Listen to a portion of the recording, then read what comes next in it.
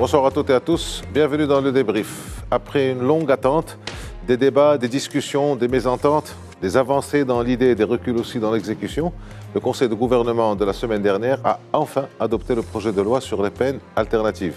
Alors les peines alternatives, ce sont cet ensemble de mesures pénales qui permettent d'éviter ou de raccourcir une détention. Il était initialement prévu que ces peines soient incluses dans la refonte globale du Code pénal, mais cette réforme globale tardant, le gouvernement a décidé d'en faire une loi séparée, une loi autonome, comme on dit. Alors l'objectif est double. 1. Réduire la population carcérale et 2. Protéger les délinquants, essentiellement les mineurs, des conséquences d'un emprisonnement. En quoi consistent donc ces peines? Qu'est-ce qu'elles impliquent? Quelles en sont les conditions? Quelles en sont les limites? Nous en parlerons avec nos invités.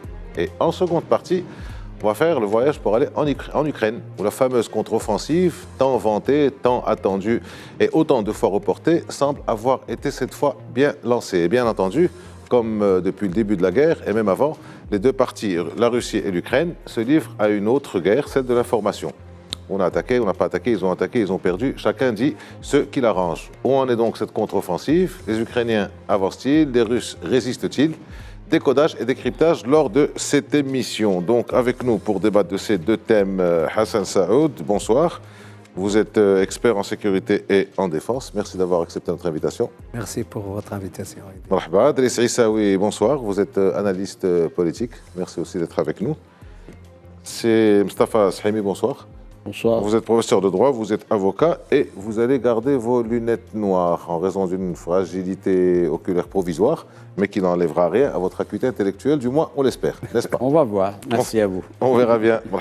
Alors, les peines alternatives, premier axe, donc c'est bracelet électronique, travaux d'intérêt général, éventuellement rachat de jours de prison, cure, suivi, enfin il y a une panoplie de réformes, une panoplie de mesures dans une réforme qui aura fait couler beaucoup de salive et beaucoup d'encre et qui va encore continuer. Le projet de loi en est encore à ses débuts, il vient d'être accepté, passé, adopté en Conseil de gouvernement, il rentre dans son circuit législatif. Alors, question groupée, je commence par vous, Driss Issaoui, les peines alternatives, qu'est-ce que c'est, à quoi ça sert, mode d'emploi?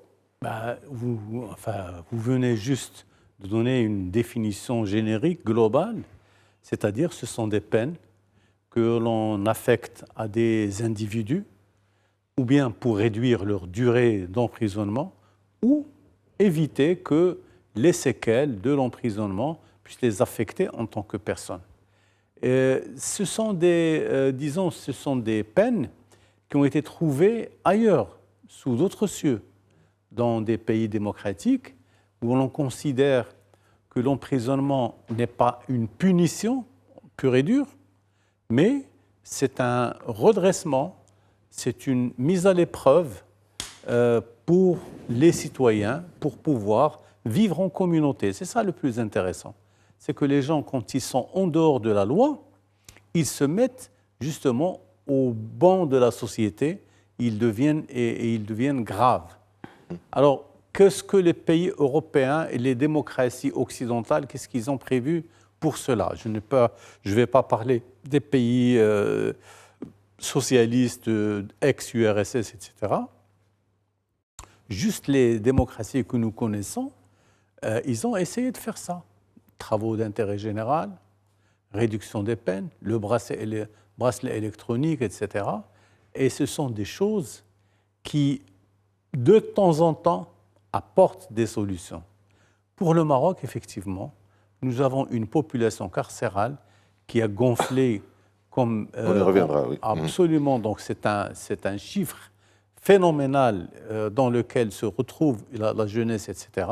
Mais aujourd'hui, je pense qu'il fallait absolument mener une réflexion sur cette population. Et c'est ce qui a été fait en pensant justement à des peines alternatives et pas nécessairement donc, des peines privatives de liberté, comme c'est le cas jusqu'à aujourd'hui. Parce qu'en fait, sur l'ensemble du système de gouvernance qu'il y a, il n'y a que les peines privatives qui sont les plus directes, qui viennent directement à l'esprit. Alors les peines alternatives, c'est très nouveau par rapport aux citoyens marocains, mais je pense que c'est une expérience qui, en principe, si le Maroc continue d'évoluer, si le système d'information continue d'évoluer dans le bon sens, en principe, c'est des choses qui peuvent apporter des solutions. Mais jusqu'à aujourd'hui, c'est une initiative du gouvernement. On attendra, disons, son effet et son impact direct. On entendra, on sera curieux de savoir comment ça se passe effectivement. Moustapha Shahimi, dans peine alternative, il y a peine. Est-ce que la pose d'un bracelet ou un travail d'intérêt général, c'est vraiment une alternative pour quelqu'un qui risque la prison? C'est vraiment une peine, pardon, pour quelqu'un qui risque la prison. Vous avez raison. C'est une peine qui est particulière, c'est-à-dire que ça n'est plus la peine privative de liberté, c'est-à-dire la prison, et c'est un régime en projet, puisque c'est qu'un projet, etc., donc qui doit bénéficier à un certain nombre de condamnés. Il y a des limites. Il y a des limites, ça ne bénéficie pas aux récidivistes. Il faut le dire. Ça ne bénéficie pas aux récidivistes. Deuxième limite, qui est une précision, il n'y a pas un mix. Il n'y a pas 6 mois ferme et 6 mois de peine alternative, si vous le permettez. Ouais. Cette correction est utile à apporter. Et puis, ça ne peut pas bénéficier à un certain nombre de catégories de condamnés, notamment ceux qui sont condamnés pour terrorisme, atteinte à la sûreté de l'État, blanchiment de l'argent, trafic international de drogue, trafic psychotrope, trafic d'organes, etc. Trafic d'influence aussi. L'exploitation sexuelle, ceux qui sont condamnés donc pour exploitation sexuelle des mineurs ou des personnes en situation de handicap. Ça ne joue pas non plus pour ce qui est des condamnés pour la corruption, concussion, détournement de fonds, ni pour l'abus de confiance, la dilapidation et deniers publics. Donc, alors, tous ceux qui restent, Aslan, ils ne méritent pas la prison, déjà, normalement. Voilà. Normalement. Non, donc c'est quand même, c'est-à-dire, mais il faut ajouter à ce que vous avez dit, vous avez raison, donc il y a ces cas qui ne sont pas éligibles donc, aux peines privatives de la liberté. Il y a un deuxième cas, c'est ça ne bénéficie pas aux récidivistes. Or, 95% des condamnés qui sont condamnés sont des récidivistes. Ce sont les statistiques des départements spécialisés. C'est-à-dire, de fait, ça ne va bénéficier... Alors, on va entrer dans le débat tout à l'heure, juste pour la définition globale. Alors, un mot tout de même pour faire la transition avec le débat général. C'est un projet de loi qui a été déjà débattu en Conseil de gouvernement début mai, qui a été retoqué parce qu'il y avait des divergences, qui maintenant a été donc adopté par le Conseil de gouvernement il y a quelques jours seulement. Un mot pour le débat tout à l'heure, c'est de l'inachevé, et je m'en expliquerai. Très bien. Hassan Saoud, comment vous voyez cette chose? Enfin, vous avez été officier de police judiciaire, vous êtes officier supérieur de la gendarmerie royale. Comment vous voyez ces peines alternatives de définition ayant été données? Ou si vous avez un complément? Sur un plan général, la liberté est la règle, la privation de la liberté doit rester l'exception. Et je pense que c'est ce que vise cette réforme. J'observe tout simplement parce que c'est très important pour moi, il y a dans les objectifs de développement durable 17 critères, dont le 16e concerne la justice, la paix, la justice et les institutions efficaces. Et dans ce sous-critère, il y a la proportion des prévenus par rapport aux détenus.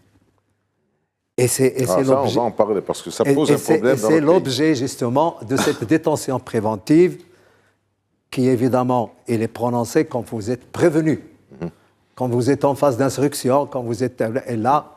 Selon l'âge, la nature de l'infraction, peut-être l'âge, comme ce qui concerne les mineurs, on est appelé à statuer sur la liberté provisoire en attendant, parce que c'est important. Les mesures alternatives, évidemment, elles sont les bienvenues. Et comme dans toute réforme, je pense que il y a certains fondamentaux à ne pas oublier. Chaque réforme doit être évidemment adaptée au milieu. Elle doit avoir un critère de durabilité, d'acceptabilité et surtout d'appropriation d'aussi bien ceux qui sont en train de l'appliquer que ceux qui sont en train de le recevoir, notamment le citoyen, le justiciable. Mais ils ont pour objet, sérieusement, de désengorger les prisons. Songez que sur la population carcérale au Maroc, sur 98 000 à peu près, vous avez quelque chose comme 42% de détention. 45%, et ça évolue. Ça a diminué à un moment et puis ça évolue. C'est énorme. Et donc, je pense que le législateur a jugé utile d'en réduire un peu le nombre parce qu'il y a un problème, et évidemment, quelle est l'infraction? Et mon ami Mustapha en a parlé. Quand c'est grave, je voudrais ajouter la criminalité transnationale organisée, le terrorisme, etc., pour compléter ce qu'a dit Mustapha. Ça, c'est l'exception. Mais il y a le droit commun et il y a la garantie concernant le prévenu, je dis bien le prévenu, qui est susceptible de répondre à toutes les convocations, d'avoir un bracelet électronique ou des travaux d'intérêt général qui sont un peu se substituent. Je pense qu'ils sont bienvenus à condition qu'il y ait une bonne gouvernance dans ce dossier. Ah ben c'est la condition sine qua non pour l'ensemble des réformes que peut faire c'est notre là, gouvernement ou d'autres gouvernements. Mais c'est là, elle est importante parce qu'elle concerne la liberté. Alors, ce qui est dérangeant, on entre dans le débat, je commence par vous, Driss Issaoui, toujours avec des informations, mais ce qui est dérangeant, c'est d'entendre que c'est fait pour désengorger les prisons. Avec 45% de détenus qui sont de 98 000, on va dire 100 000 pour faire simple, ça fait à peu près 45 000 personnes qui sont en prison en préventive. C'est-à-dire qu'ils sont présumés innocents. Donc c'est pour désengorger les prisons. Ce n'est pas pour élargir les libertés ou favoriser les libertés ou réduire les injustices ou autres. Non, c'est pour désengorger les prisons. Alors, Driss Issaoui, quand on parle de cette histoire de prison, est-ce que vous avez des chiffres à nous donner, les effectifs, la part du détenu préventif, on en a parlé, la capacité d'accueil, comment ça se passe dans les prisons aujourd'hui, si vous avez un comparatif, est-ce que vous avez des données pour voir? Parce qu'apparemment, le but premier, c'est désengorger les prisons. Disons, la seule information dont je dispose actuellement, je ne peux pas donner de chiffres exacts, c'est extrêmement difficile à évaluer. Ce qu'il y a, il y a justement un engorgement de toutes les prisons, de toutes les formes de prison que nous avons. Et il y a beaucoup de jeunes. Malheureusement, alors on n'a pas parlé des jeunes, est-ce qu'ils sont terroristes, pas terroristes, c'est des gens qui sont incarcérés pour des questions de corruption, de malversation, etc. Ça, vous pouvez trouver tout ce que vous pouvez imaginer. D'ailleurs, les médias marocains continuent de livrer des informations sur des personnalités publiques qui ont occupé des postes importants. Et aujourd'hui, vous les retrouvez comme étant ils sont condamnés, ou au moins, en tant que prévenus, ils sont invités à rester chez les autorités carcérales pour un moment, en attendant de faire l'ensemble des procédures qui sont les leurs. Donc, par exemple, je ne veux pas citer de cas particuliers, mais il y a ceux pour qui on a décidé de les mettre en préventive parce qu'on n'est pas sûr que ce qu'on leur reproche, d'abord, ce qu'on leur reproche est vrai. Est-ce que c'est justifié?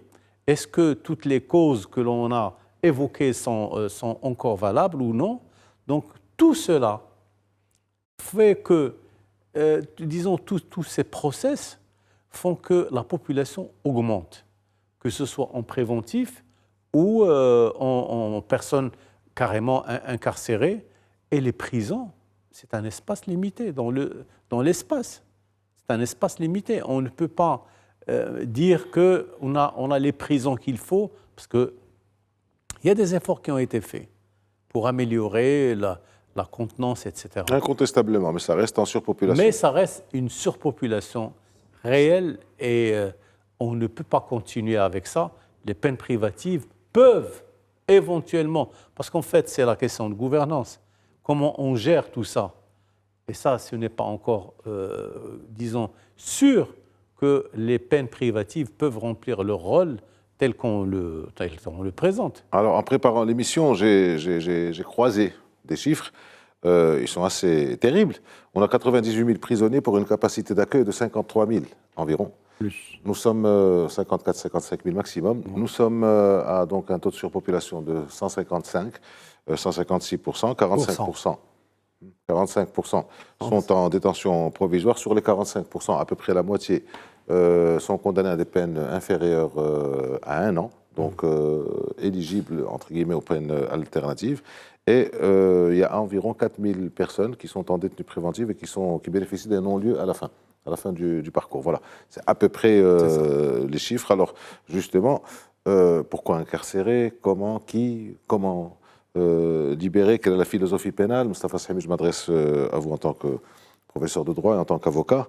Un projet de peine privative de liberté devrait théoriquement être la conséquence d'un projet de réforme globale du code pénal, et un projet de réforme de code pénal doit se fonder, idéalement, dans un monde parfait, sur une philosophie pénale, sur une vision de la société d'un point de vue pénal.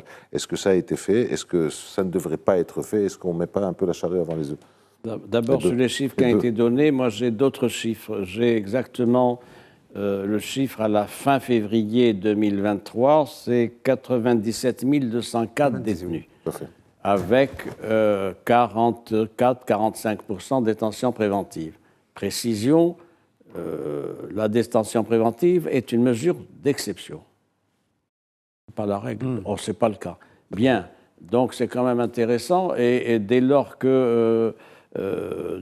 qu'un présumé coupable, donc inculpé, paraît donc pouvoir faire l'objet d'une inculpation, le parquet et le magistrat instructeur doivent demander un certain nombre d'éléments d'information qui sont dans notre doctrine de la législation pénale et avec une philosophie humaniste.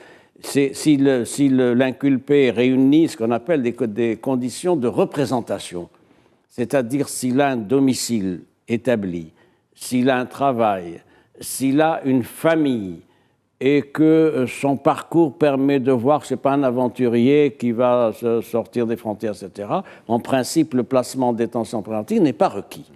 Or, c'est d'ailleurs ça, dans le code de procédure pénale, c'est prévu, etc. Malheureusement, ça n'est pas respecté. Pourquoi on est arrivé à cette situation-là?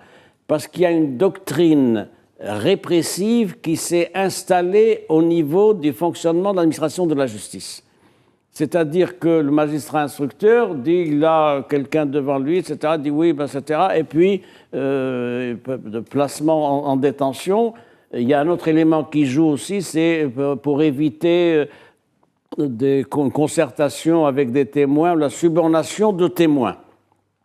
Mais un certain nombre de procédures où ce n'est pas le cas, où les dossiers sont bouclés, instruits, etc. Donc ça joue. Alors, maintenant, pour ce qui est de ce projet de loi sur les peines privatives de liberté, le premier élément qui joue, c'est évidemment la surpopulation carcérale. Je vais vous donner un chiffre. J'ai donné 97 204 de détenus aujourd'hui, avec 45% de détenus à titre préventif. La moitié, on va dire. Le Maroc fait 36 millions d'habitants, à peu près 36. La France fait 68 millions d'habitants. C'est pratiquement un au double. La France a 73 000 détenus. Vous avez les chiffres par le ratio sur 100 000 habitants? Oui, moi j'ai les chiffres de fin 2022 pour ce qui est de la France. On est à peu près à 260 pour 100 000. 260 détenus pour 100 000, et les Français sont à peu près à 115. Voilà, donc voilà un pays qui a le double de notre population, qui a moins de détenus. Donc il y a là, évidemment, je ne donne pas les exemples en sens inverse qui détruisent mon argumentation. Forcément. Vous savez quel est le pays où il y a le plus, pourcentage, le plus de détenus? C'est les États-Unis. Les États-Unis. Ah ouais. Et de très loin. 2,2 millions de détenus. De très très loin. Suivi par la Chine, 1,8 million de détenus, etc. Donc voilà le premier volet. Deuxième volet, il y a le souci de décongestionner donc les prisons. Nous avons une capacité opérationnelle, moi j'ai le chiffre de 67 000.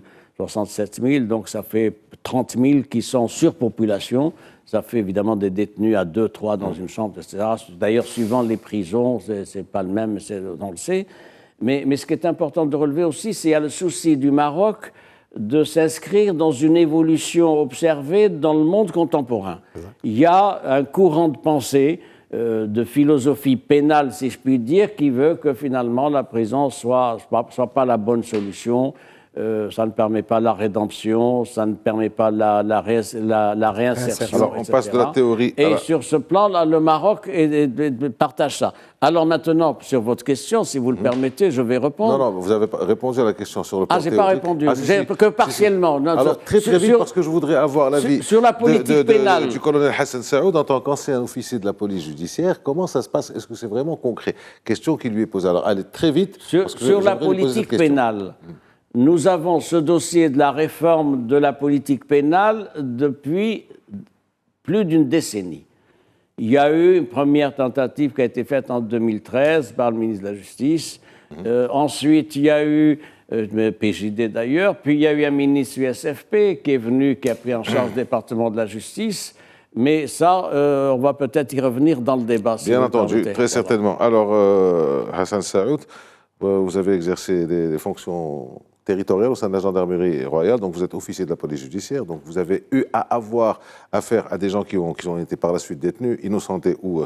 Est-ce que vous pensez que cette question, ces peines privatives de liberté telles qu'elles ont été conçues au niveau du Conseil de gouvernement sont applicables? Est-ce qu'elles répondent un peu à nos réalités sociales? Parce que c'est bien, Driss Aissaoui en parlait en disant, bon, ça n'a pas été inventé par nous. Il ne s'agit pas d'importer parfois des mesures qui ne seraient pas adaptées, ou qui le seraient. C'est à vous de donner votre point de vue. Pourquoi la détention préventive est décidée par le parquet ou par le juge d'instruction? Parce que vous savez, dans notre métier d'officier, mon ancien métier d'officier de police judiciaire, en matière criminelle, le procès verbal de la police judiciaire ne vaut que comme renseignement. Ça laisse le temps à l'instruction de se dérouler par un juge qualifié. Et à ce moment-là, qu'est-ce qu'on devient?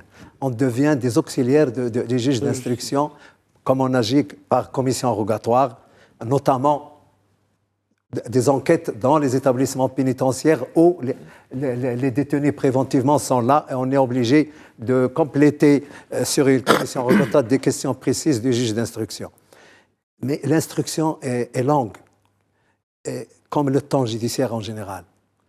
Il ne permet pas de réaliser certaines choses, notamment quelque chose dont on peut parler, parce qu'il ne répond pas immédiatement aux droits de la victime. Vous savez, quand l'instruction, le procès pénal dure, ça retarde la reconstruction de la victime, parce qu'il y a tout un travail psychologique à faire en aval pour essayer de faire oublier, pour colmater tous les dégâts qui ont été faits. Quand quelqu'un est en détention préventive, sachez qu'il ne fait rien.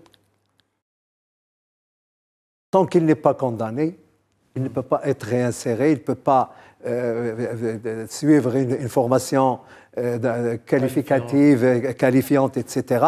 Et donc c'est une période qui est quand même délicate où il est difficile d'avoir des gens bien construits.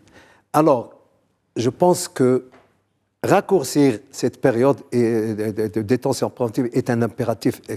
Maintenant, on nous dit des fois qu'on est obligé de protéger celui qui est en détention préventive quand il a commis un délit grave, etc. La justice vous dit que ça peut créer un problème d'ordre public s'il est libéré, et puis on n'est pas garant de sa sécurité. Ce sont des arguments qui sont défendables, mais il faut traiter au cas par cas. Le détenu provisoire doit faire l'objet d'une instruction assez rapide. Parce qu'il est inadmissible des fois, je pense que Mustapha aussi, Driss en a parlé, il n'est pas admissible que vous faites l'objet d'une détention préventive pendant 11 mois et qu'à la fin, vous bénéficiez d'un acquittement. Non, mais socialement... Il y a quelque chose qui ne marche pas. Est-ce qu'un condamné à de la prison ferme, on lui met donc une assignation à résidence ou un bracelet, est-ce que ça marcherait dans les profils des gens qu'on peut trouver, est-ce que ça pourrait marcher? Est-ce que c'est une bonne idée? Je ne pense pas. Quand vous êtes condamné définitivement, je pense qu'il faut purger sa peine et attendre les réductions de peine qui sont prévues par la loi, etc. Je pense que c'est la détention préventive qui doit attirer notre attention.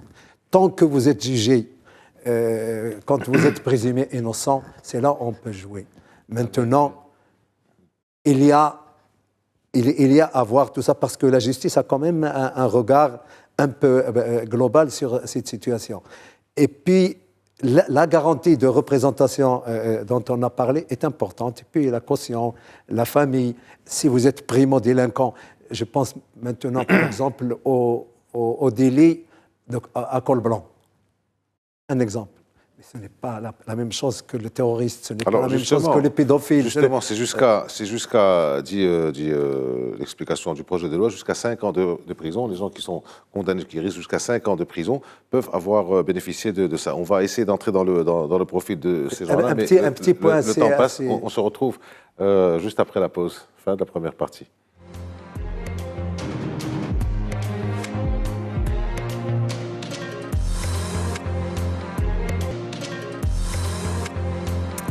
On démarre donc la deuxième partie de ce débrief. On a passé la première partie à discuter donc de ce projet de loi sur les peines alternatives. Pour celles et ceux qui nous rejoignent, nous en parlons avec Driss Issaoui, Hassan Saoud et Mustafa Shimi.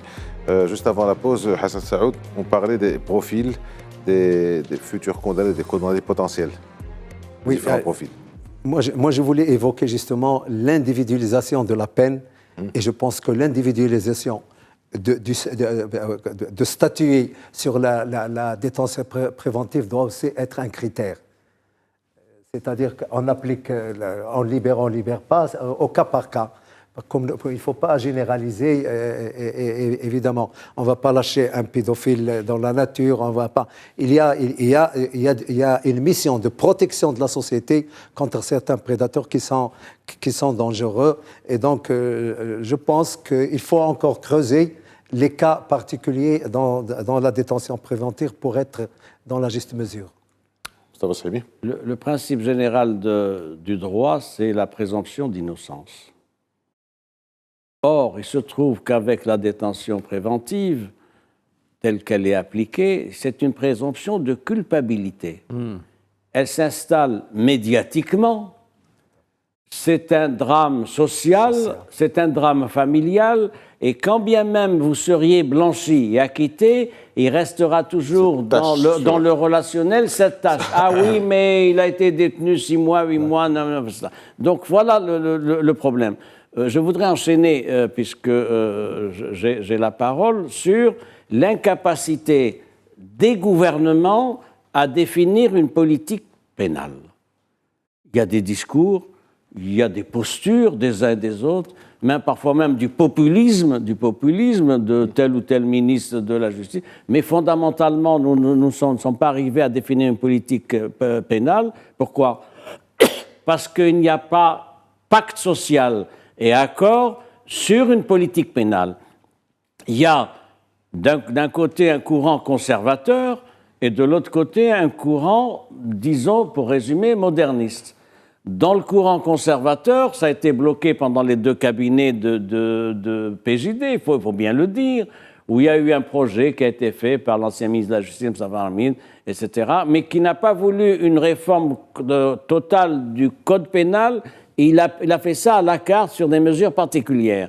Son successeur, qui est d'ailleurs un ministre, qui a été un ministre du SFP, sur ce plan-là, a dit « Ah non, moi je veux une réforme. » Il n'a pas eu le temps. Oui, mais il a dit, il s'en était expliqué longuement, il a dit « Moi, je ne veux pas des réformes de détail, je veux une réforme totale du système. » Ce gouvernement a-t-il tranché? Je ne le crois pas. Il a tranché à minima en détachant du chantier de la réforme pénale cette histoire de projet de loi sur la détention préventive. Vous avez fini par répondre à la question sur la philosophie pénale. Effectivement, c'est ce qui manque à ce pays. Driss Issaoui. On parle aussi, parmi les peines alternatives qui ont été pensées donc par le gouvernement, on pense, et le ministre de la Justice, Abdel Foubé, a dit que c'est encore en discussion, la question du rachat des jours de prison.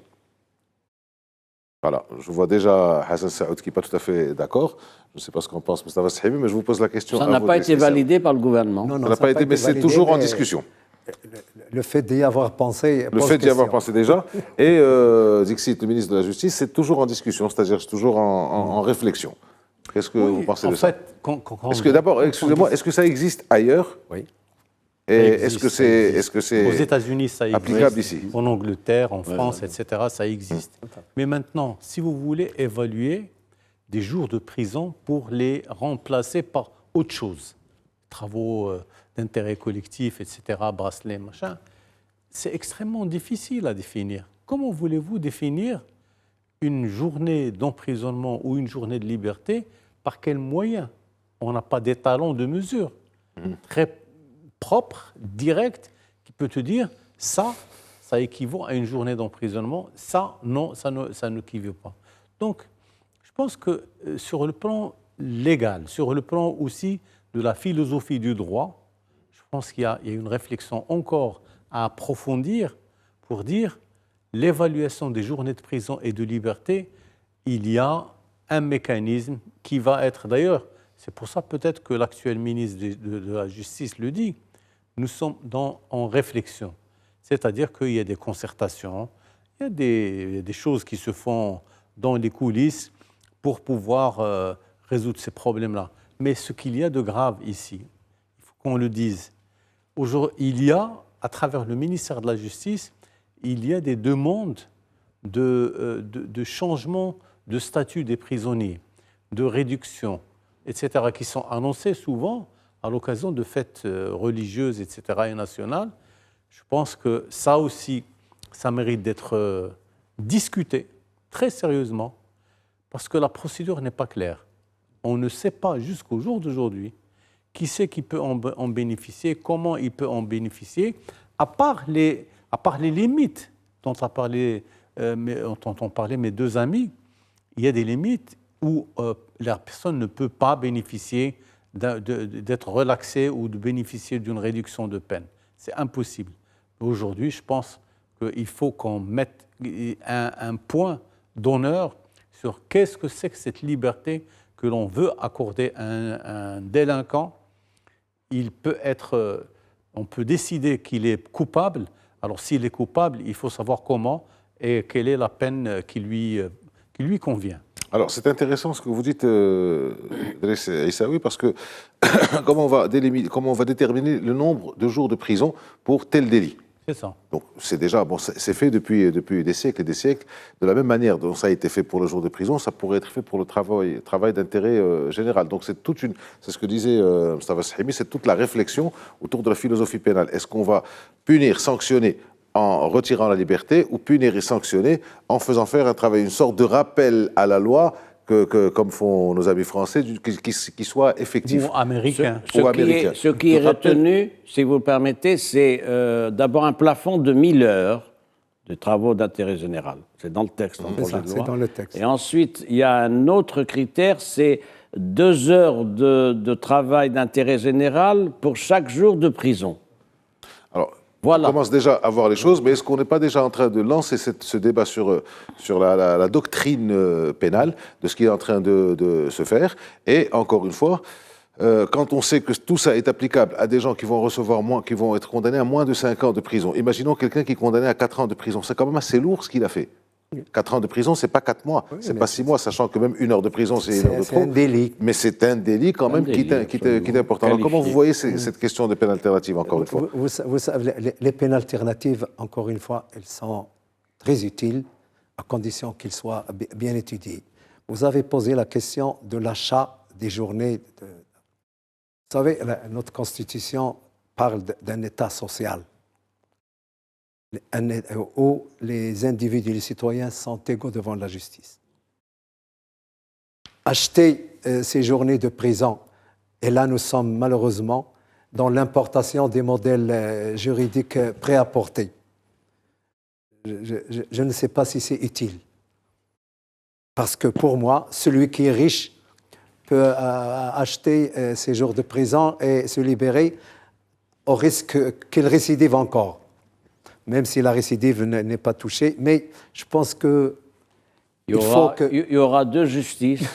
Une justice pour les pauvres qui n'ont pas les moyens et une justice pour les riches qui ont les moyens de s'acquitter d'une amende pour ne pas faire de la prison. Et c'est anticonstitutionnel. Ce qui me gêne... Est-ce qu'on peut dire ça d'une manière absolue? Est-ce que c'est évident que ça parte... Vous me permettez de réagir?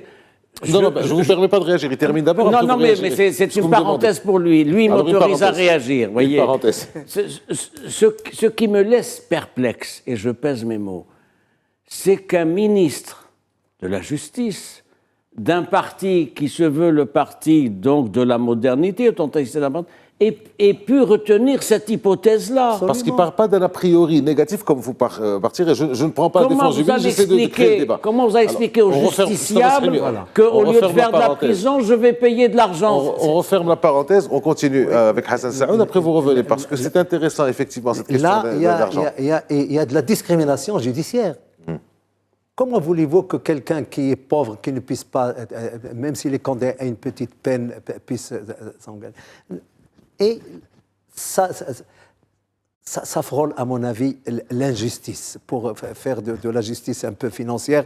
Puis notre État n'est pas un État prédateur, pour essayer de tirer de l'argent pour acheter. Je pense que si ça se fait aux États-Unis, il faut arrêter d'importer des modèles de tel genre. Je pense qu'on a mal fait d'y penser. On a mal fait d'y penser parce que ce n'est même pas dans la morale publique chez nous, ce n'est pas dans nos mœurs, ce n'est pas de... Et donc, tant que des réformes comme ça ne cadrent pas avec une ambiance et un environnement général de la société, je pense qu'on n'a pas fait le travail en amont. Alors, il nous reste 5 minutes pour ce thème avant de passer à l'Ukraine. Je suis désolé, mais on est obligé d'aller vite pour les questions de temps. Il y a au lieu des peines privatives, il y a d'autres solutions. Alors, c'est déjà réduire les détentions, accélérer le temps judiciaire, comme vous avez dit, Hassan Saoud, peine alternative, bien entendu. Il y a aussi la formation, ça vous l'avez dit, Mustafa Sahimi, revoir un peu la formation de nos magistrats qui sont inscrits dans une politique anciennement répressive, mais qui se maintient. Et puis, il y a aussi, le changement, la suppression de certains délits. Il y a des délits, alors bien entendu, on en parle encore, c'est la doctrine pénale, tout ce qui est crimes économiques ou délits économiques qui sont passibles de prison, mais il y a aussi les libertés fondamentales. On va prendre des gens qui ont une relation à deux entre adultes consentis. Est-ce que si on enlève ça, ce ne serait pas déjà un prélude avant de passer aux peines alternatives de liberté? Non. Non, en fait, c'est lui, Mustafa Sahimi. Les cas, pour le cas dont on est en train de parler, parce qu'on les a vécus, il y a des délits qui sont inscrits dans les lois, par exemple le code de la route et le code pénal, etc. Un certain nombre d'infractions qui ne sont pas une et qui devraient, en principe, si on était dans un pays conscient, ouvert, éliminer carrément ces peines, les éliminer, et la société gagnerait.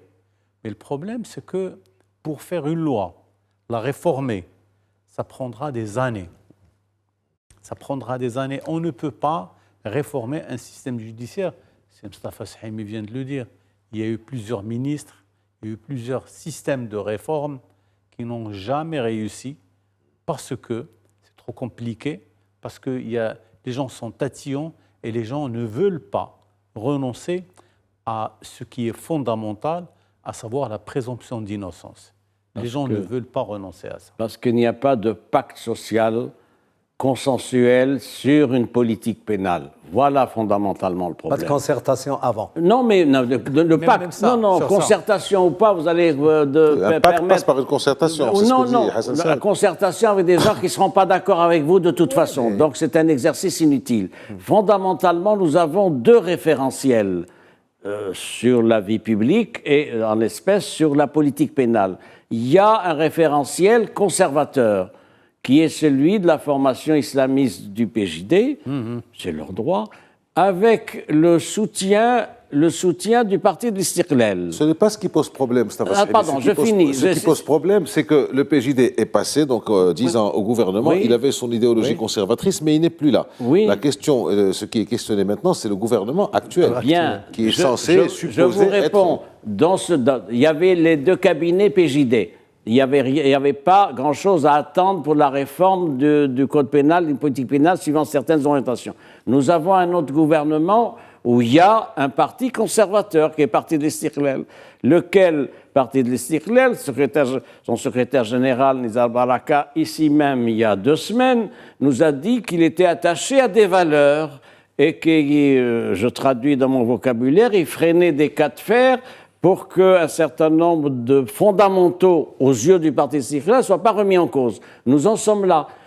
La difficulté, c'est la capacité du chef du gouvernement à arbitrer et à impulser une vision moderniste de la réforme du code pénal et de la procédure pénale. Hassan Saoud. Je pense que le cas dont vous avez parlé, des relations consenties, je pense qu'une loi ne doit pas s'élargir d'un champ religieux qui est quand même fondamental dans notre Constitution. Parce que ça peut générer beaucoup d'autres méfaits. Dernier point, si vous le permettez, les réformes, tout le monde en a parlé, mais il y a une étape que nous ne faisons pas malheureusement dans notre pays. C'est, une fois qu'une réforme est lancée, il faut après un essai, demander aux gens qui l'ont appliquée de faire un retour d'information. Qu'est-ce qui a marché? Une évaluation. Une évaluation. Et ça, on ne le fait pas malheureusement. Toute loi doit, une fois qu'elle est appliquée sur le terrain, et c'est le terrain qui donne la réalité, on doit avoir un retour d'information. L'impact pour améliorer ce qui est...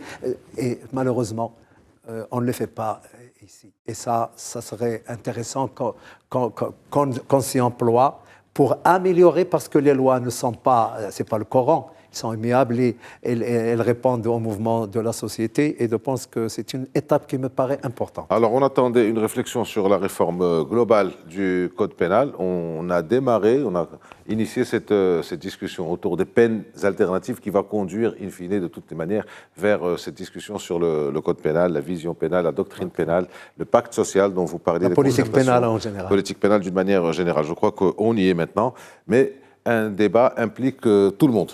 Et donc, c'est tout le monde qui doit s'y mettre, et pas seulement en attendant la majorité ou la minorité, mais c'est aussi un débat d'abord et avant tout sociétal. On passe à la deuxième partie, enfin au deuxième thème. Je suis désolé, Mustafa Sahimi, on passe au deuxième thème, qui est donc celui de l'Ukraine. Ça fait donc cette contre-offensive.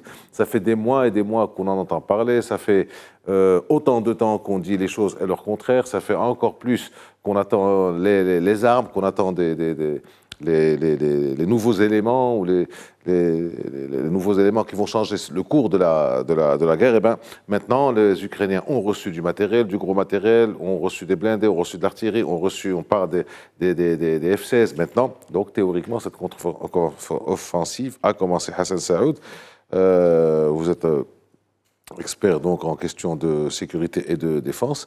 C'est très bien toutes les armes qu'ont reçues les Ukrainiens et les armes, enfin, tout le monde a entendu, les chars, les tanks, les avions, bien entendu les couvertures satellites, etc. Mais pour faire une offensive, il faut être nombreux. Il y a un ratio, on parle de 1 contre 3, un assaillant contre 4 défenseurs. On parle de à peu près 300 à 400 000 Russes qui sont bien installés dans leurs tranchées dans les régions annexées. Ça ferait à peu près 1,3 million, 1,5 million Ukrainiens qui devraient attaquer. Est-ce que c'est possible ?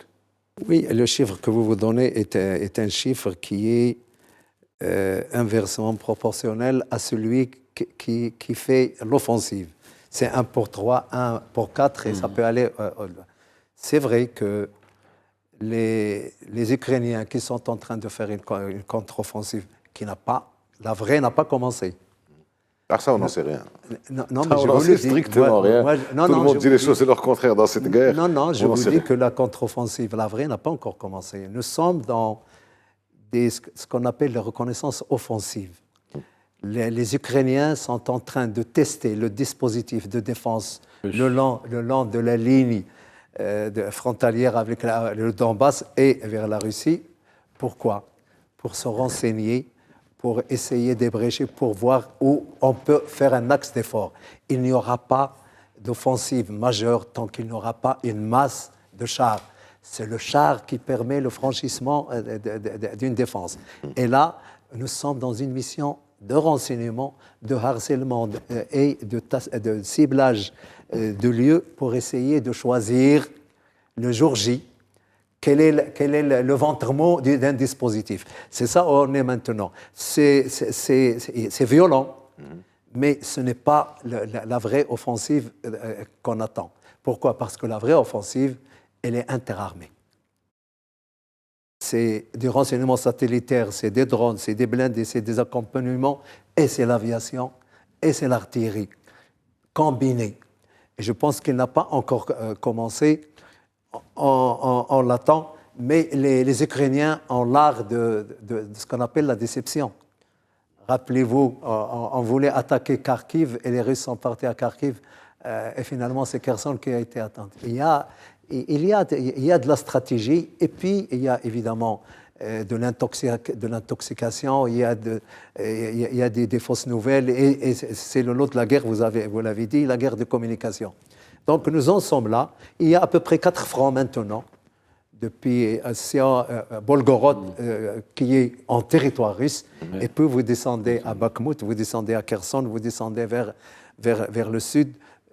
C'est là où maintenant il y a des contacts entre belligérants, mais la vraie offensive, je n'oserais pas vous dire quand et où elle sera.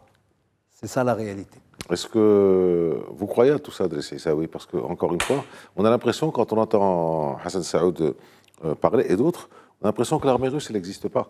Que c'est les Ukrainiens qui font, c'est les Ukrainiens qui attaquent, c'est les Ukrainiens qui reçoivent des armes, c'est les Ukrainiens qui font la guerre, quoi. Or, pour faire la guerre, il faut être deux, au moins.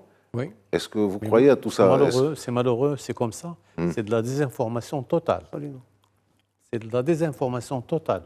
Nous n'avons aucune information réelle, concrète. Tout à l'heure, on en discutait avant. On m'avait dit que sur l'Internet, etc., il y a possibilité d'aller sur des sites russes pour savoir ce qui se passe en Russie. Et aujourd'hui, on ne sait rien. Il y a un blackout total sur ce qui se passe en Russie, comment les gens vivent, comment ils réagissent. Est-ce que ce que nous présente la presse occidentale est juste ou faux? J'ai l'impression que c'est très difficile de mener une réflexion à partir de cela. Ce qu'il y a, c'est que l'Ukraine est une partie de l'ex-URSS et qu'il y a une décision qui a été prise par Poutine pour aller punir, disons, les Ukrainiens. Les Européens se sont dressés devant eux. Aujourd'hui, ils sont en train de livrer des armes lourdes, disons, un millier de... Tout. À part le nucléaire, tout. Alors, à part le nucléaire, mais cela veut dire quoi? Cela veut dire que c'est un processus d'endettement de l'Ukraine et que demain, l'Ukraine sera l'obligé des pays, de ceux qui ont payé, qui ont donné des armes, qui ont permis à l'Ukraine de garder haute la tête, etc. D'autant plus que la partie politique sur l'Ukraine, l'actuel président de la République, qui est un ancien comédien, aujourd'hui devient un chef militaire. Il se présente en tant que tel. Moi, je trouve que c'est extrêmement difficile. Et quand vous écoutez... C'est un peu emprunté tout ça. Des Russes, comment? C'est un peu emprunté tout ça, en fait. Absolument. De toutes les manières, quand vous écoutez des gens qui vivent du dedans, qui sont à l'intérieur de la réalité russe, ils vous donnent une autre vision des choses et complètement différente. Maintenant, ce qui se passe, c'est que la guerre est là. La confrontation entre la Russie et l'Ukraine, elle est réelle. Les dégâts sur le territoire ukrainien sont réels. Mais maintenant, qu'est-ce qu'on va faire? Moi, je n'ai pas de réponse, sincèrement. Personne n'a tous ceux qui ne sont pas directement sur le front, impliqués dans le front, Mustafa Sahimi, alors vous avez les deux versions. Maintenant, il y a un Evgeny Prigojine, donc patron de Wagner, qui a dû pique-pendre de ce qui se passe à Moscou et du président Poutine. Il y a une offensive qui est en train de se dérouler sur le territoire russe, ça je crois que personne ne le conteste. Est-ce que ça tient toujours, la maison Russie, est-ce qu'elle tient toujours? J'ai un avis différent sur ce qui a été dit pour ce qui est Différent de qui? Parce qu'il y a des avis antagoniques, totalement antagoniques. De notre ami Hassan Saoudi. D'accord. Oui, et partiellement de notre ami Idriss Essaoui. Il a été question du lancement d'une grande offensive. Ce n'est pas évident du tout. On en parle, ça fait partie de l'intox. D'ailleurs, ça fait des semaines qu'il y a un matraquage de la presse occidentale, voilà, quand il y aura le printemps, une grande offensive, ukrainienne, tout ça, etc. Donc ça fait partie des actions de communication, de désinformation, de propagande sur ce plan-là. Et de diversion. Et de diversion, le surdimensionnement de la communication pour ce qui est de l'Ukraine par les médias occidentaux, ça on le sait, on le voit tous les jours. Aucune information n'est donnée sur ce qui se passe côté russe. Donc il y a la matraquage. Troisième élément, je ne suis pas sûr que ça aille au-delà. Je pense que l'hypothèse probable, mais je ne suis pas expert militaire, l'hypothèse probable, c'est l'enlisement. D'ailleurs, c'est retenu par certains États membres. L'enlisement de cette situation avec, j'écoutais hier, les Ukrainiens ont récupéré 1,5 km.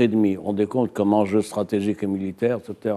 Puis ils ont récupéré. Donc l'enlisement de ce conflit qui va durer tant qu'il n'y a pas une perspective politique. Dernier point aussi, c'est le changement. La rupture se fera quand les États-Unis autoriseront l'utilisation des F-16 américains contre la Russie. À ce moment-là, c'est un conflit qui va changer de dimension et de nature. En face, il y a les Sukhoi, mais enfin, on verra. Cela étant, avant de conclure, c'est qu'il y a des choses, enfin, on souffle le chaud et le froid. Par exemple, le New York Times, dernièrement, vient de sortir une information prêtant aux Ukrainiens la responsabilité de l'explosion de Nord Stream. Avec le concours des Polonais. Avec le concours des Polonais. C'est intéressant. Voilà, donc pour l'histoire du drone qui est tombé sur la coupole du Kremlin, ça aussi, il y a de la presse américaine qui dit que c'est... Donc on dit tout et son contraire, on verra bien sur PS. En attendant, il y a un pays qui est détruit. Merci Mustafa Sahimi, merci Idriss Essaoui, merci Hassan Saoud, merci à vous de nous avoir suivis, à la semaine prochaine.